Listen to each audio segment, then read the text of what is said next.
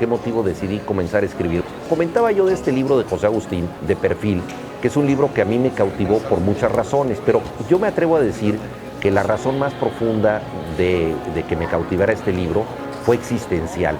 El protagonista del libro se parecía mucho a mí, porque tenía mi misma edad, vivía en una colonia de clase media parecida a la mía, incluso la temporalidad fue verdaderamente una auténtica chiripa que esto ocurriera, porque yo estaba en las vacaciones entre la secundaria y la preparatoria, y la novela se ubica en las vacaciones entre la secundaria y la preparatoria, o sea, son esos 2 meses. Y yo podría no haber leído el libro nunca o haberlo leído en otra época, pero lo leí justamente en ese momento, y eso me ayudó a sentirme profundamente reflejado, porque sentí, están contando mi vida este autor. Fíjense que en esa novela el protagonista no tiene nombre. Yo dije, claro, José Agustín no le puso nombre porque soy yo. O sea, me quería evitar pues el quemón de que dijeran todos estos problemas los tienes tú. Yo me identifico así, claro, eso pensaron miles de jóvenes lectores que se identificaron de ese modo con el libro. Entonces, el libro, en primer lugar, me reveló que yo podía pertenecer a la literatura, cosa que me parecía imposible, porque hasta ese momento yo pensaba que la literatura trataba de temas épicos, históricos, muy importantes, de los que yo no formaba parte. Pensaba que una novela pues trataría de una gran batalla, o del descubrimiento del Polo Norte, o de, no sé, una travesía en barco de vela por el océano, cosas absolutamente extremas. No pensaba que mi vida normal podía ser material literario. Entonces me reveló que la literatura también trataba de eso y que trataba de mí. Eso me pareció muy importante. Luego, en segundo lugar, esto hizo que mi vida, que no tenía ninguna importancia real para mí, se convirtiera en algo relevante, porque para mí la vida pues era difícil, complicada, yo me sentía inseguro, no sabía qué hacer, era muy indeciso, había cosas que me gustaban, pero muchas cosas que no me gustaban, en fin, una vida como tantas otras, y de pronto me di cuenta que si esa vida se contaba con ingenio, con talento, tenía una relevancia, un relieve extraordinario, y entonces todo lo que yo estaba haciendo, que parecía un poquito gris, podía cobrar sentido si se narraba bien. Entonces me dio un doble regalo este libro. Por un lado, el gusto por la lectura, pero por otro lado también el entender mi propia vida como algo que tenía significado. Sí, mi hermana vive en Guadalajara y nos encontramos aquí en Tepic en una ocasión y ella se vino manejando. Sí, me acordaba que yo pensaba que eran como 2 horas, pero son 3. No, son 3. Son 3 Sí. para venirse tranquilo. Sí. Bueno, pero también influyeron los accidentes, todo eso. Sí, hoy fue un día loco. Bueno, la Ciudad de México realmente llovió toda la noche, tremendo. Sí, los aviones de la mañana se retrasó mucho, estuvo cerrado el aeropuerto. No, sí, complicado. Sí, golpeando. Pero es que con el cambio climático, al menos en la Ciudad de México, no sé cómo está afectando acá, pero cada vez llueve más. La temporada de lluvias ya se extiende unos 7 meses y además cae muchísima agua. O sea, cae más agua de lo que caía antes. Entonces, eso tiene de ventaja que hay mucha vegetación, todo eso, pero sí es complicado con el tráfico, todo. Se complica la vida en la ciudad. Sí, caray. Pues nosotros agradecidos por el fondo y con usted. No, muchas gracias. La invitación. Pues, sí, no, pues iniciativa del fondo, ya ahorita que está el fondo que también está en las noticias, ya no se sabe qué va a pasar. Ya de eso no podemos sabemos hablar. quién nos podrá ayudar en este momento. Qué bárbaro, porque ya parece un casting de directores, ¿no? Así como pasarela, a ver a quién escogen, ¿no? Claro. Pero una de esas igual y le toca. No. Pero pues a ver qué pasa, porque... Ya en menos de 2 semanas. Sí, es una solución compleja porque a mí me parece muy injusto que Paco Taibo no sea considerado mexicano, o sea, porque realmente ha hecho toda su vida en México, ha escrito mucho sobre México, es el biógrafo de Pancho Villa, ha escrito libros poca gente conoce la historia mexicana como él. Bueno, tiene esta trilogía que se llama nada más y nada menos que Patria. O sea, la verdad, por cierto que mi maleta no sé ni dónde quedó. Aquí atrás ya. Muy bien. Entonces se me hace muy injusto que no se le considere mexicano por el hecho de no haber nacido en el país, tomando en cuenta además de que pues la situación de España en aquel tiempo, pues muchos vinieron a vivir a México, ¿no? Y México les dio apoyo y todo esto. Él no es propiamente de familia de refugiados, pero se incorporaron a los refugiados, ¿no? Entonces eso se me hace muy injusto. Pero si existe la ley, pues ya que se puede hacer, estaba el precedente de este Arnaldo Orfila, pero entonces era un fideicomiso el fondo, Sí, que ya no era para hasta el estatal. 94 fue cuando- Exactamente, entonces cambiaron el estatus y al cambiar hay 200 instituciones en esa situación, entonces no pueden decir, pues ahora va a cambiar para 200 instituciones la ley, si cambia se va a ver muy a modo. Claro. Y ya como de por sí el gobierno está arrastrando un poquito la presunción de mucha gente de que se pasan la ley por el arco del triunfo. Claro. Sí, Entonces, yo creo que pues va a perjudicar eso a Paco, a no ser que le den, que hagan como un malabarismo. Pues podría ser. algo debe de pasar. Sí. Mientras tanto, ya hoy le sacaron otro La periodicazo, lo de que propone que se nacionalicen las minas. Así Bueno, también. una en especial, la de Tasco, ¿no? Que son iniciativas radicales. Yo creo que muchas de ellas tienen sentido. Lo que pasa es que él no es muy diplomático. Fascinante. Es la palabra con la que podría definir este libro, que a cada capítulo nos contaba una aventura de Juan, dentro de la biblioteca de su tío, mientras buscaba el libro más misterioso de toda la biblioteca, el libro salvaje. Un comienzo algo inusual, con Juan introduciéndonos en su vida, hablándonos de una pesadilla muy recurrente, el divorcio de sus padres, la vida de él con su tío Tito, su experiencia con los libros y el viaje para el misterio detrás de este libro, mientras descubre el amor que le ayudará a encontrar el libro salvaje. Debo compartir que me siento emocionado, extasiado, con ganas de leer aún más, y que probablemente sí, el contenido de este libro lo veo por cumplido. Te confieso que el proceso de lectura de este libro me resultó curioso, ya que había leído este libro años atrás, cuando tenía más o menos la edad de Juan. En esos tiempos, desde la primera vez que lo leí, me devoré el libro. Me lo pasé la mayor parte del tiempo leyendo y disfrutando de esta obra, tanto que la lectura me llevó menos de una semana. ¿En dónde encuentro lo curioso? En que esta segunda lectura que le he dado a este libro me ha resultado aún mejor y más satisfactoria que la primera vez. He encontrado en esta lectura detalles que no me había dado cuenta antes, como si el libro hubiera cambiado, o simplemente veo con diferentes ojos la lectura, diferente a aquellos años, y este libro me ha dicho mucho de mí, me ha abierto una ventana a aquellas fechas, con mi yo anterior. En verdad, me siento como Juan después de haber pasado unas vacaciones en la biblioteca de su tío. Los libros tienen un destino incierto. Tú los escribes, pero nunca sabes si alguien lo está leyendo. Quedan en una librería o alguien los tiene en su librero, pero no sabes el efecto que causan. Es muy difícil que tú tengas una respuesta inmediata y sobre todo de lectores comunes, no de críticos especializados. Entonces, al escribir es como si mandaras botellas al mar con un mensaje, como lo hacen los náufragos, esperando una respuesta, y pues tener no una, sino más de 400 respuestas, pues yo creo que es un regalo extraordinario para cualquier escritor. Además, debo decir que las que pude escuchar, pues fueron cartas extraordinariamente conmovedoras, inteligentes, algunas de ellas con sentido del humor, realmente pruebas de que se trata de espléndidos lectores. Teníamos platicado el temor de que nos fuera a cancelar por lo de Fernando del Paso. No, para nada. Pero, Hoy hablé con mi hermana está a cargo de la cátedra Fernando del Paso, sí, ahí en Guadalajara, pues muy tristes todos, entonces pues sí, muy triste lo de Fernando del Paso. Yo lo vi en principios de diciembre ahí en Guadalajara, se le hizo un homenaje en la Universidad de Guadalajara. Ah, sí. Y él estaba débil, con una voz muy bajita, pero se veía contento, habló, estaba sometiéndose a diálisis todos los días. O sea que ya eso te marca una situación de gravedad.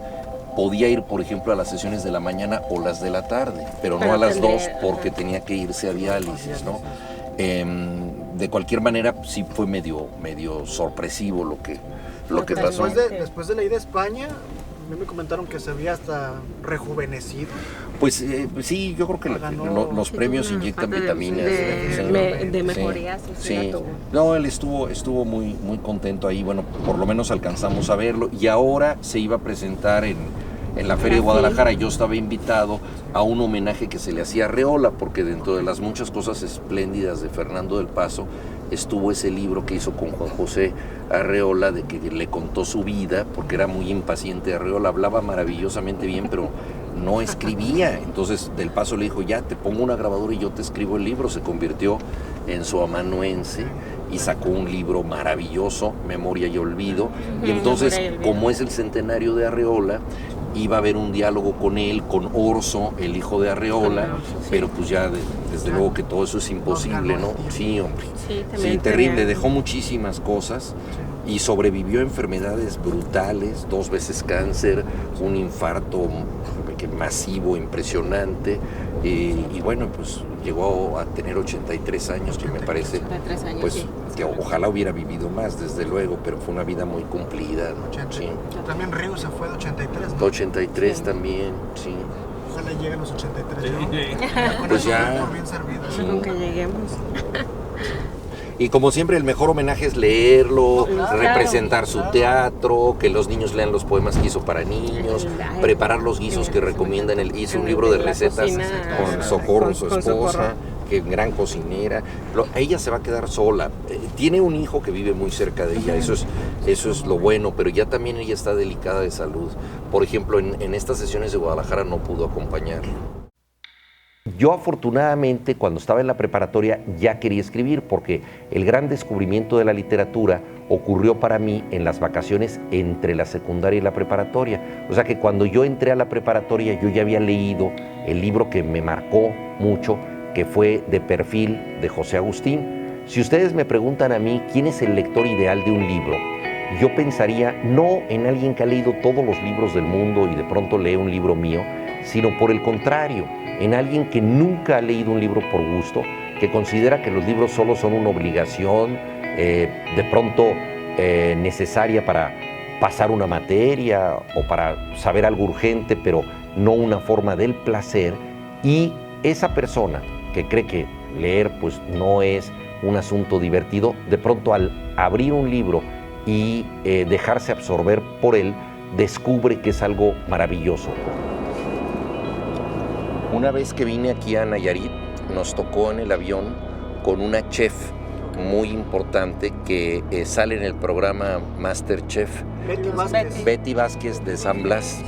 Y entonces nos recomendó mucho ir a su restaurante y fuimos. Me pareció extraordinario. Bueno, a todos los que íbamos, éramos como 5, o sea, yo venía con mis hijos, mi hermana fue cuando vino de Guadalajara. Okay. Extraordinario lugar. Sí. Pero aquí bueno, realmente mariscos en todos lados. Pero ahí la preparación es muy original. Claro. Y realmente nos deslumbró. Sí. Sí, nada más que Betty, bueno, pues se la pasa viajando. La conocimos en el avión, justamente. Sí. Viajando. De hecho, uno de los proyectos que se tienen considerado en la universidad tiene licenciatura en gastronomía, es poder hacer un MasterChef. Por ahí traer 2, 3 chefs consolidados con apoyo de los locales, creo que se puede armar algo bastante atractivo. Hace poco hubo un evento de ostioneros, donde bueno, los ostioneros ponen, no sé, cientos de arpillas, ¿no?, de ostión. Los muchachos los preparan, hay eventos culturales, música, y la gente va a degustar el ostión. Entonces creo que puede haber algo bastante interesante. Sí.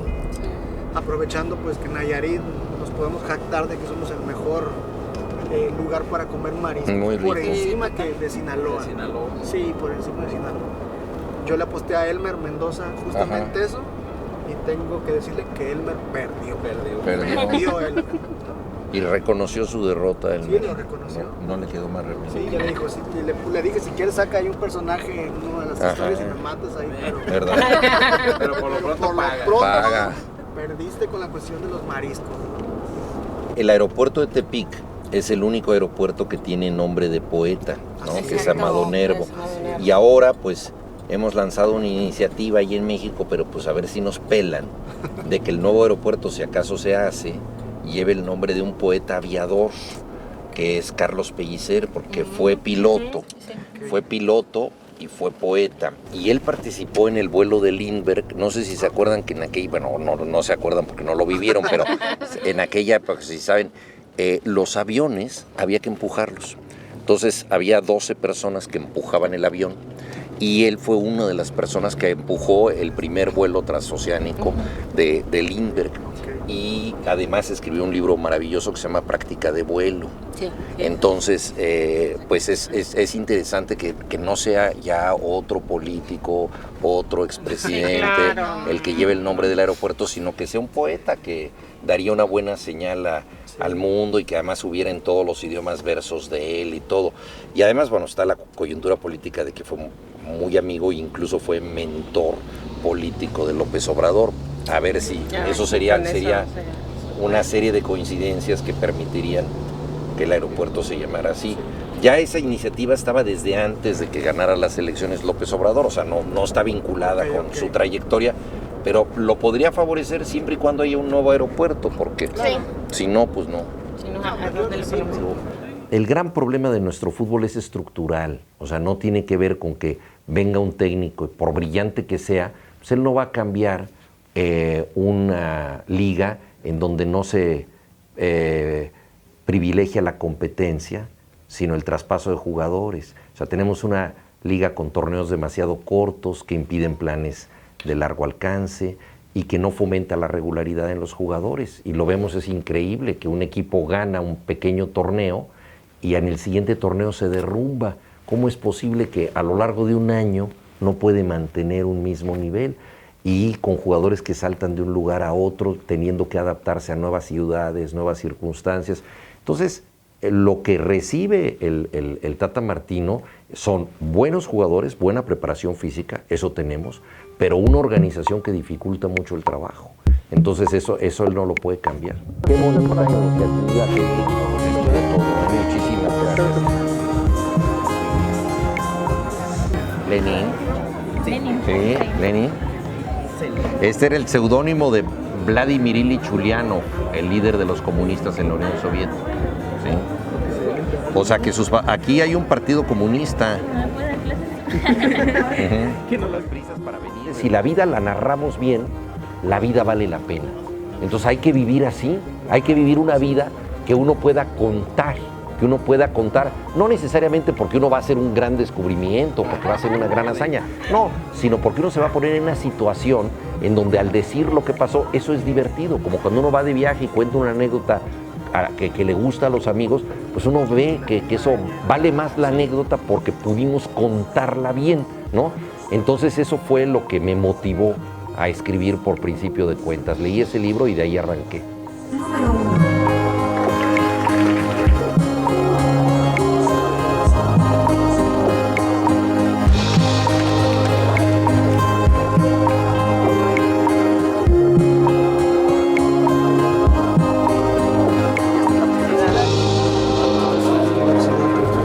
Sí, ya aquí he estado.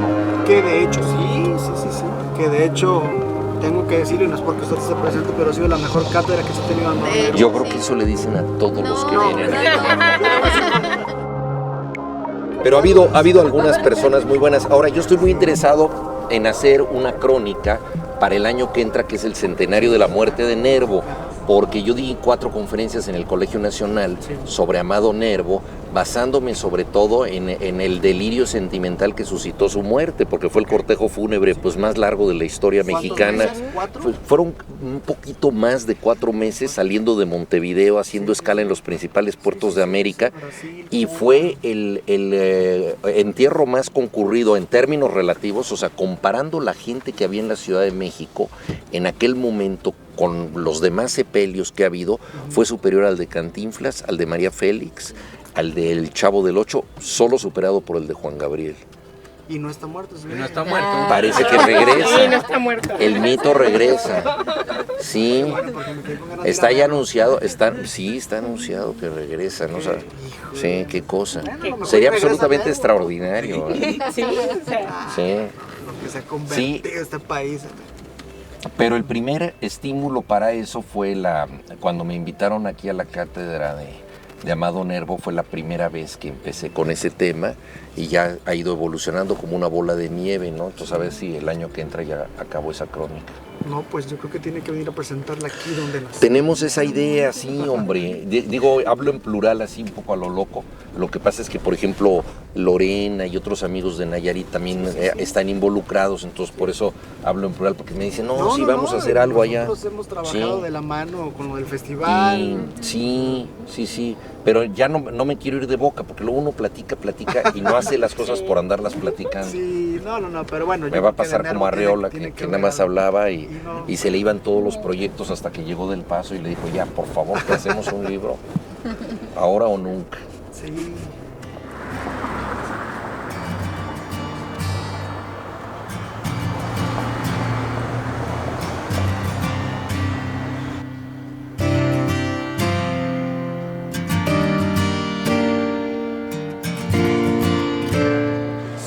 Está agradable el clima, ¿no? Ni frío ni calor. Bueno, fresquito, está fresquito, pero no... Celebro el primer medio siglo de esta institución y estoy convencido de que la educación pública es el camino pues, más eficiente para que este sea un país mejor. Mucha gente piensa que la seguridad depende de tener fuerzas armadas y yo creo que la verdadera seguridad de un país depende de tener educación, de tener valores y de ejercerlos. Esto pues es más difícil de conseguir, es más costoso porque es un proyecto de largo plazo, pero es lo único seguro y duradero. Una sociedad educada es una sociedad segura.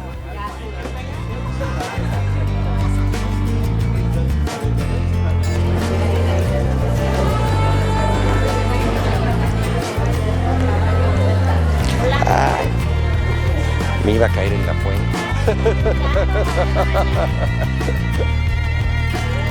¿Verdad?